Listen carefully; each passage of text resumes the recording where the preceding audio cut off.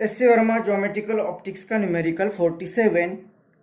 The convex surface of a thin concave or convex lens of glass of refractive index 1.5 has a radius of curvature 20 cm. The concave surface has a radius of curvature 60 cm. The convex side is silvered and placed on horizontal surface as shown in figure. तो A B part करने हैं. तो ए part में कहा है where should a pin be placed on the axis so that its image is formed at the same place. तो यहाँ पे कॉनकेव कॉन्वेक्स लेंस दी हुई है. तो ये दो उसके सरफेसेस हो गए. तो एक कॉनकेव सरफेस जो होगा उसका रिफ्रैक्टिव उसकी रेडियस दी हुई है हमें 60 सेंटीमीटर और कॉन्वेक्स साइड जो होगा उसकी रेडियस दी है 20 सेंटीमीटर. और जो ग्लास का बनाया है उसका रिफ्रैक्टिव इंडेक्स 1.5 होगा. और ये जो कॉन्वेक्स साइड है उसे सिल्वर कर दिया है. तो सिल्वर किया तो ये दूसरा सरफेस जो होगा वो it will act as a mirror और रिफ्लेक्टिंग सरफेस एक्ट होगा. और इसका जो एक्सिस है उस एक्सिस पर हमें एक पिन लगानी है. वो कहाँ पे लगानी है वही तो क्वेश्चन है कि वो कहाँ पे लगानी है. लेकिन उस तरह से लगानी है कि इसके कारण जो फाइनल इमेज होगी वो उसी ऑब्जेक्ट पर आनी चाहिए. तो इस तरह के कुछ न्यूमेरिकल जहाँ पे एक ऑब्जेक्ट रख दिया और उस ऑब्जेक्ट की इमेज उसी ऑब्जेक्ट पर मिले, इस तरह के न्यूमेरिकल हमने ऑलरेडी की है.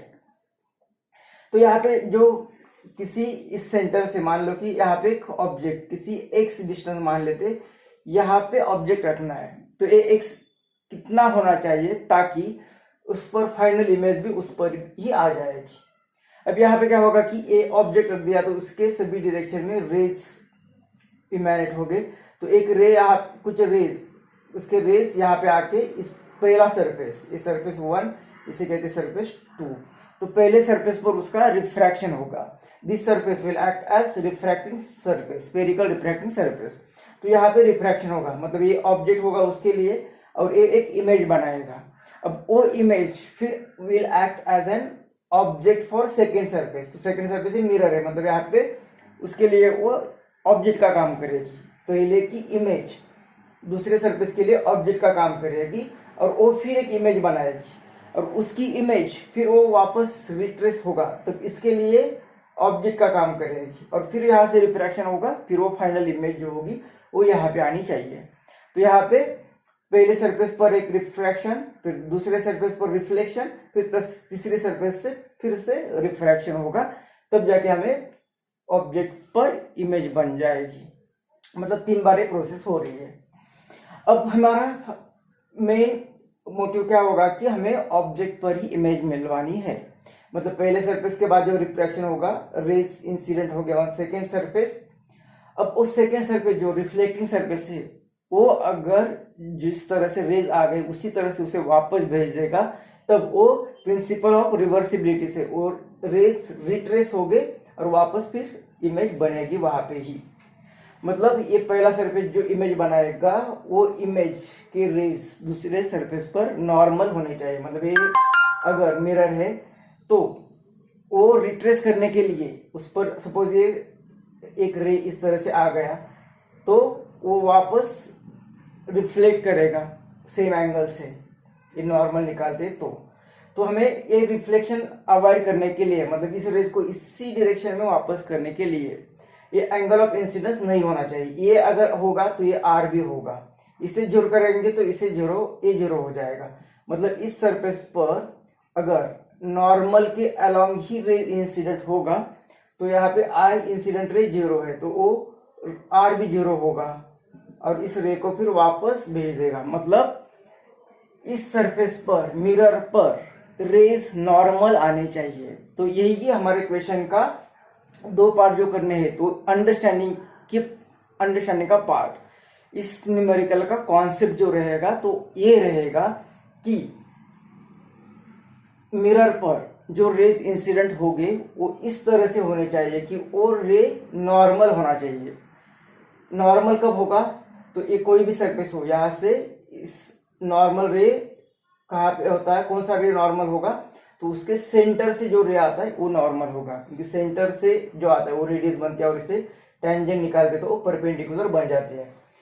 मतलब समझने की बात यहाँ पे ये होगी कि इस मिरर पर जो रेज आएगी मतलब इस मिरर के लिए जो ऑब्जेक्ट होगा वो ऑब्जेक्ट इसके सेंटर से आना चाहिए, इसके सेंटर से आना चाहिए, तभी वो उस रेस को वापस भेजेगी। और प्रिंसिपल ऑफ रिवर्सिबिलिटी से सभी जगह पे वो रिवर्स होके वापस ऑब्जेक्ट पर रे चलेंगे।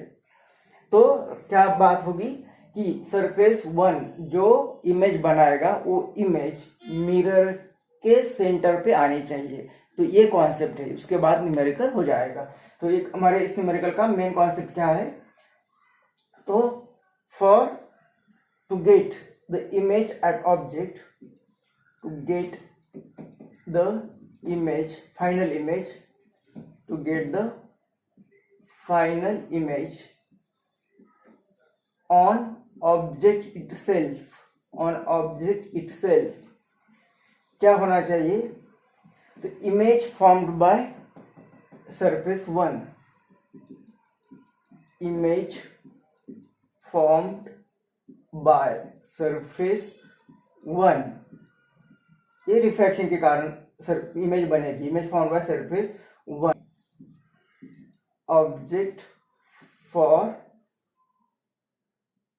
मिरर, और मिरर लिखते हैं मतलब सरफेस 2, मिरर मतलब सरफेस 2। और वो ऑब्जेक्ट कहाँ पे होना चाहिए, this object should be, this object should be at C of mirror, that is image formed by surface 1, image formed by surface 1 should be at C of mirror। तो ये concept, एक concept समझ में आने के बाद पार्ट ए और part B दोनों भी हो जाएंगे। तो यहाँ पे हमें सरफेस 1 के लिए बात करनी है। तो फॉर सरफेस 1, फॉर सरफेस 1 हम रिफ्रैक्शन फॉर्मूला लिखेंगे, μ2 upon v minus μ1 upon u is equal to μ2 minus μ1 upon r। तो ये फॉर्मूला अभी बहुत जगह पे यूज किया है, तो इसके लिए तो हम यूज टू है। सिर्फ नया कॉन्सेप्ट बात समझने की जो थी वो ये थी। अब यहाँ पे μ2 मतलब इस 1, तो ये μ1 इज इक्वल टू 1 होगा, और ये μ2 इज इक्वल टू ये दिया हुआ है हमें, ये करेंगे तो 1.5 और v। अब v इसकी इमेज, और इसकी इमेज कहाँ पे बननी चाहिए, इसकी इमेज तो इस मिरर के सेंटर पर। और मिरर का सेंटर कहाँ पे होगा, इसका रेडियस ऑफ कर्वेचर 20 सेंटीमीटर दिया है, तो यह v की वैल्यू यहाँ पे हमें 20 मिलेगी, और वो माइनस साइड में होगी, तो -20 माइनस μ1 ये एयर है, और ये u ऑब्जेक्ट कहाँ पे रखा है, तो हमने कहा कि इसे x मान दे, तो ये x, और वो भी माइनस आएगा, तो ये 1.5 माइनस 1 अपॉन r ये। तो पहले सरफेस की रेडियस दी 60 सेंटीमीटर, तो ये आएगी 60, और वो भी माइनस ही आएगी। तो ये माइनस प्लस क्यों लिखना है, ये इस टाइप के न्यूमेरिकल बहुत बार हो गए। तो ये कॉन्सेप्ट पता है आपको, ये मानते हुए हम डायरेक्ट यहाँ पे साइन यूज कर रहे हैं।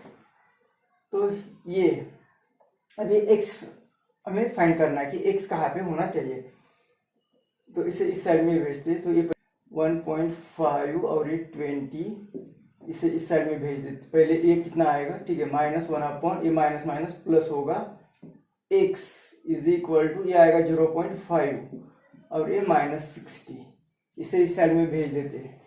तो ये आएगा ये 1 अपॉन x, इसे इस साइड में भेज देते हैं। तो ये 0.5 अपॉन 60 और ये माइनस, ये इस साइड में आएगा तो प्लस 1.5 और ये 20, इसे 3 से मल्टीप्लाई करते हैं। तो ये 1 upon x is equal to ये यहाँ पे तो 60 आ जाएगा, न्यूमेरेटर ये -0.5 प्लस ये 4.5,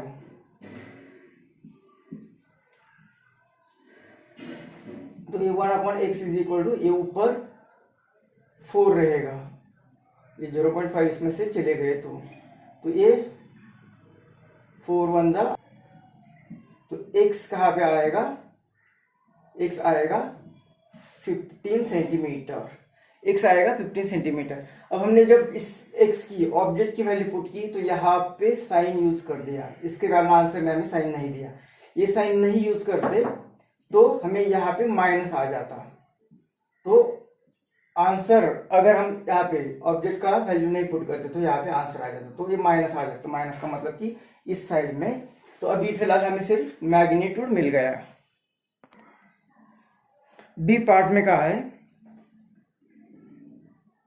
if the concave part is filled with water, जिसका रिफ्रैक्टिव इंडेक्स होगा 4/3, find the distance through which the pin should be moved so that the image of the pin again coincides with the pin. तो पहले part में हमने यहाँ पे object इस तरह से रखा था कि उसकी इमेज उसी जगह पे मिलेगी, और तब वो ऑब्जेक्ट कहाँ पे रखना चाहिए था, उसका आंसर मिला था हमें 15 सेंटीमीटर पर। अब ये जो ऊपर का सरफेस है यहाँ पे कॉन्केव मिरर के ऊपर जो सरफेस, उसमें पानी डाला, पानी जिसका रिफ्रैक्टिव इंडेक्स होगा 4/3, जो रिफ्रैक्टिव इंडेक्स होगा वो पानी यहाँ पे डाल दिया। तो यहाँ पे फिर वो इमेज जो होगी उसकी पोजीशन चेंज होगी। तो हमें कहा कि ऑब्जेक्ट को अब किस तरह से रखना है ताकि उसकी इमेज फिर उसी जगह पे आए। तो पिन को कितने डिस्टेंस से मूव करना है तब वो ऑब्जेक्ट की इमेज, फाइनल इमेज फिर से उसी जगह पे आ जाएगी। तो कितने डिस्टेंस से, पहले x = 15 सेंटीमीटर आया था, अब कहाँ पे आएगा वो हमें फाइंड करना पड़ेगा, और उतना हमें शिफ्ट करना पड़ेगा, मतलब वो डेल्टा x।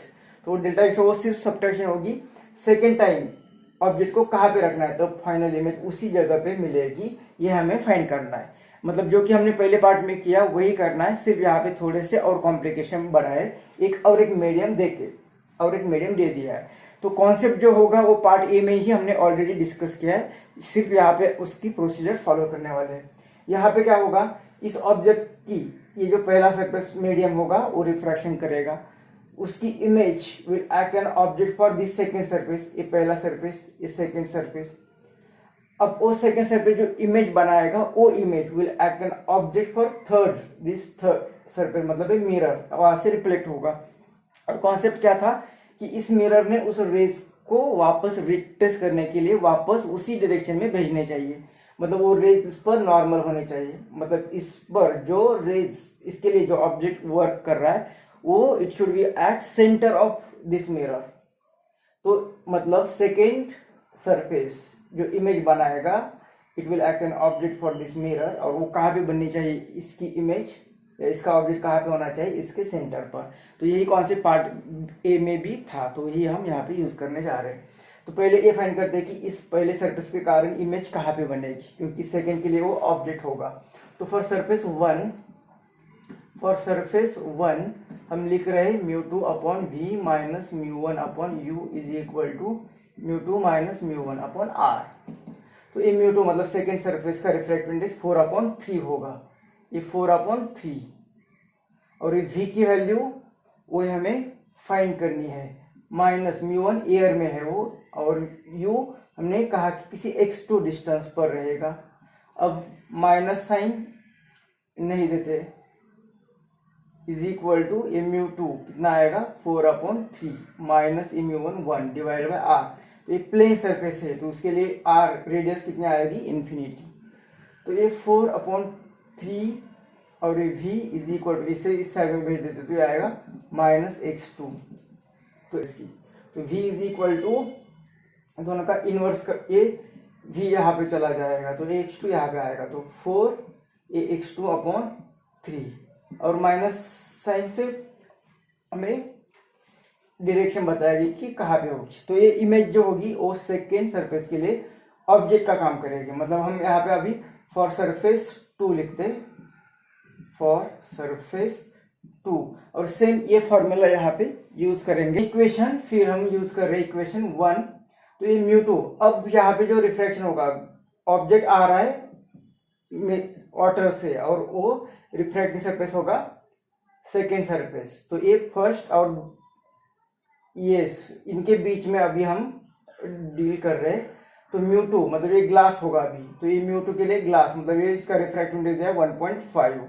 v इमेज कहाँ पे बनने वाली, तो ये जो रिफ्लेक्ट करेगा इमेज हमें कहाँ पे चाहिए, तो मिरर के सेंटर पर चाहिए। तो यही कॉन्सेप्ट था जो हमने पार्ट ए में भी किया, यहाँ पे भी यूज करने जा रहे हैं, तो यही कॉन्सेप्ट है, इसके अराउंड ही न्यूमेरिकल पूरा है।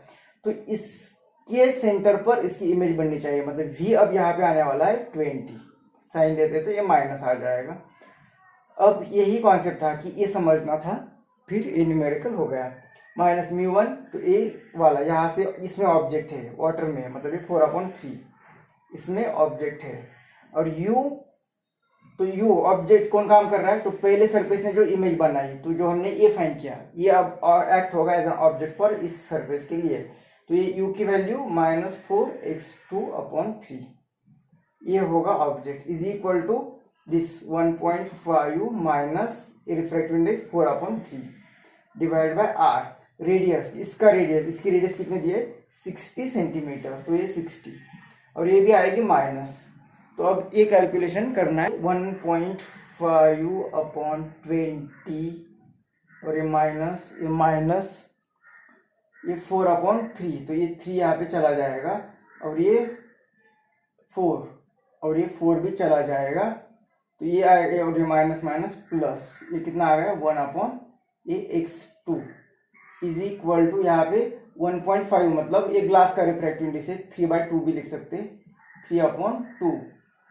तो ये कितना आएगा, ये 3 3 9 माइनस 4 2 8, मतलब 9 - 8 1/3 2 6 और ये अपॉन ये वाला 60 और ये minus 1.5/20 plus 1/x2 is equal to ये -1/6 और ये इंटू 60, ये इस साइड में चला जाएगा, तो 1/x2 इज इक्वल टू ये -1.5 और ये 20 और ये यहाँ पे आएगा तो प्लस 1/360। अब ये 360 आने के लिए यहाँ पे 18 से मल्टीप्लाई करना पड़ेगा, तभी आएगा। तो यहाँ पे 18 से मल्टीप्लाई करेंगे तो 1/x2 is equal to a minus 15 8 120 और 15 1 15 और मतलब ये 27 और एक डेसिमल के कारण ये डेसिमल यहाँ पे आएगा अपॉन 360 प्लस 1/360। तो 1/x2 इज इक्वल टू ये -27 और ये 1, तो ये आएगा -26/360। तो x2 इज इक्वल टू आएगा इसका इनवर्स, पहले से 2 से तो डिवाइड करते, तो ये 13 और ये 2 1 और ये इतना, तो ये -180/13। 13 18 से डिवाइड करेगा तो 13 1 13, तो ये 5, इफ ऊपर का 50, 13 3 39, तो 10 और ये 4 ये 11, तो डेसिमल दे दिया तो 13,104।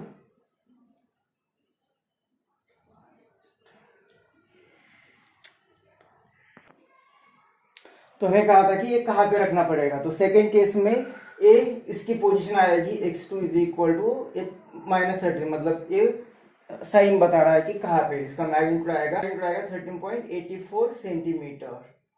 तो पहले पार्ट में आया था 15 सेंटीमीटर, अब आ रहा है यहाँ पे, मतलब हमारा क्वेश्चन है कि कितने डिस्टेंस से शिफ्ट करना पड़ेगा, तो ये शिफ्ट मतलब डेल्टा x लिखते हैं, तो ये 15 - 13.84 सेंटीमीटर से शिफ्ट करना पड़ेगा, मतलब ये आंसर आएगा डेल्टा x। इनका सब्ट्रैक्शन करेंगे तो ये 6 और 9, तो 1 इतना सेंटीमीटर, इतने सेंटीमीटर से शिफ्ट करना पड़ेगा, मतलब डेल्टा x बुक में आंसर दिया है कि इसका 1 इसे राउंडिंग करते तो 1.2 सेंटीमीटर से उसे शिफ्ट करना पड़ेगा।